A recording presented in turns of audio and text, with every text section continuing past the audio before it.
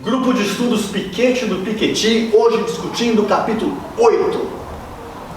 William, por que o capítulo 8 tem como título Os Dois Mundos?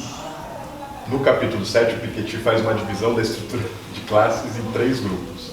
Os 50% da base da pirâmide, que ele chama de classes populares, os 40% da faixa intermediária, que ele chama de classes médias, e os 10% do topo da pirâmide, que ele chama de classes superiores, que compõem o grupo dos mais ricos. E quando ele vai olhar especificamente para esse grupo das classes superiores, ele faz uma subdivisão entre dois segmentos.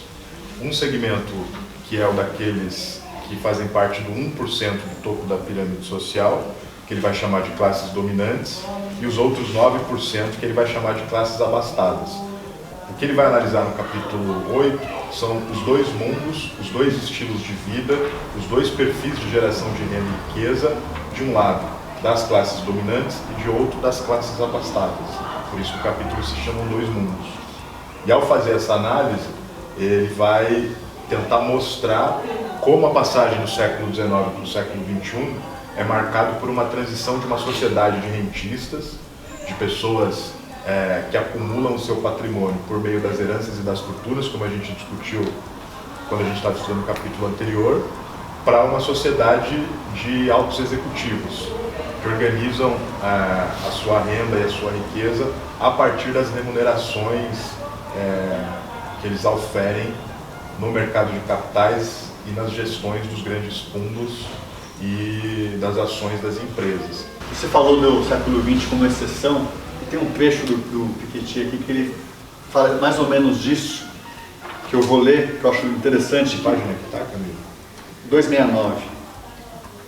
Ele fala assim: em grande medida, a redução da desigualdade ao longo do século passado é o produto caótico das guerras e dos choques econômicos e políticos por elas provocados, e não o resultado de uma evolução gradual, consensual e branda.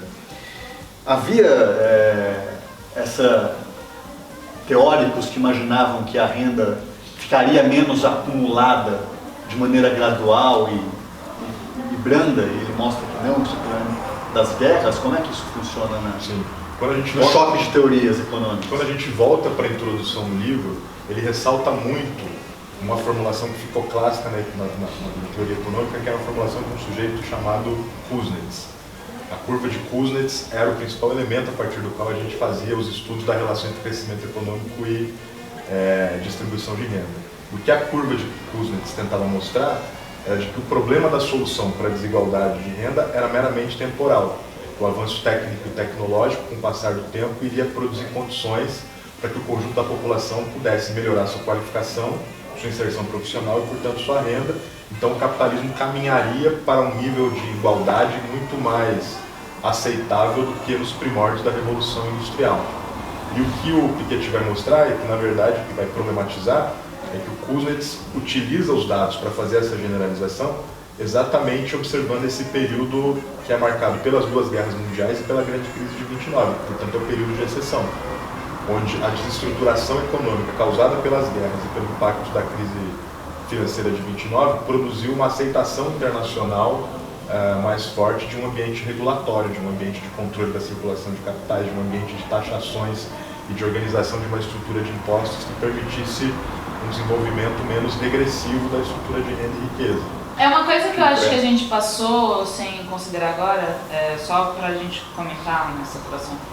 Essa questão que eu acho que a gente não falou muito no anterior, dos salários, dessa disparidade dos salários, porque tem essa massa de super assalariados e do que isso significa no impacto dessa pirâmide, porque se a gente tem uma pirâmide que não é mais dos caras que estão milenarmente acumulando fortunas, que existe uma certa transição, quanto que essa transição nessa camada popular existe de fato, porque também essa questão da meritocracia não é tão simples ascender, e do que isso significa para toda a massa salarial, enfim, esse impacto dessa elite assalariada. Lembrando que em 100 anos não mudou. Sim. Não mudou. salários dos 10% mais ricos eram 27% da renda em 1910 e continua 27% da renda em 2010. 1% mais ricos tinham 6% da renda dos salários em 1910, 7% em 2010. If you want to get justice